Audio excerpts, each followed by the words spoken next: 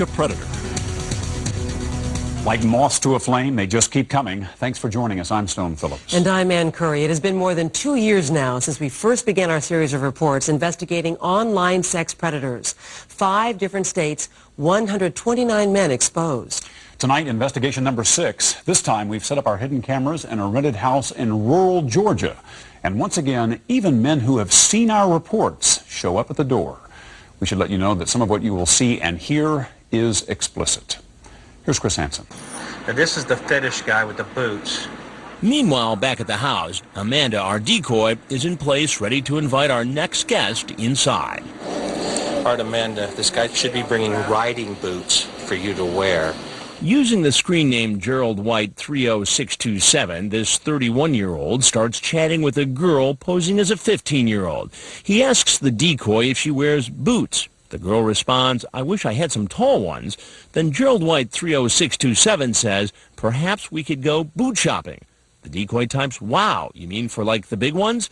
Then he cuts to the chase and says, "I'm not going to avoid the subject. I would like to make love to you after we are done boot shopping. I have a serious fetish for boots." Gerald White later tells the decoy he's going to bring her a pair of boots. But as he comes in the house, he's not carrying any. Come on in, Oscar. Sweetie. Good. I just gotta get these clothes out so they don't wrinkle. Did you bring the riding boots? Yes.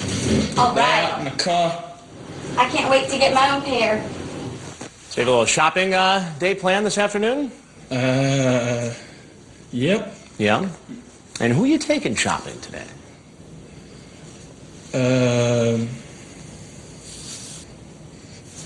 Natasha. Natasha. Yes. And how did you meet Natasha? Met her online. Online. Yes. And how old do you think Natasha is? I have no idea. You have no idea. No, sir. We never discussed that. You never discussed it. To refresh his memory, I read to him from his chat log. I'm 15. You don't have to go any further. I understand. You talk about taking her out and buying her some boots. Yeah. What's up with that? It's just shopping, period. Shopping. That's it. So you just found a 15-year-old girl online, decided you're going to buy her a pair of leather boots. But you want her to wear 24 hours a day, you say, right here? What was your plan here today? No plan whatsoever. No plan whatsoever. Just coming to talk and everything. Obviously, I need... As the 31-year-old heads for the door, law enforcement moves into place, ready to take the man down as soon as he walks outside. Get on the ground now! Get down!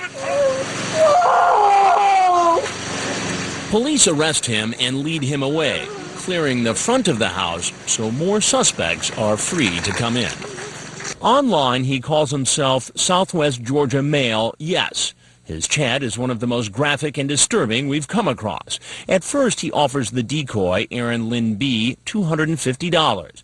When she asks, "Why do you want to give me money?" he says, "'Cause I want you." Then he tells her about another girl he met online. She was 15 like you. Her mom was at work. Okay. She invited me over. Had never had sex. Oh. Her and her friend. He goes on to say that the 2 girls performed oral sex on him, and then he describes in detail how he claims to have taken one of the girls' virginity. And he doesn't stop there. After he sends pornography, he then introduces the decoy to a woman who calls herself Phyllis, his girlfriend, and says she wants to be there with us. Phyllis then apparently gets on the computer herself and starts chatting with Erin Lynn B. and explains how Phyllis, the girlfriend, doesn't show up. She apparently had to work. But Southwest Georgia Male Yes does, and is now in our house and in hot pursuit of our decoy. I didn't get a chance to get a hug. Have a seat. But as the decoy walks behind the curtain, the man sees our camera crew and runs. He saw Ron. He's coming out. He's coming out. And he keeps on running, even after sheriff's deputies order him to stop.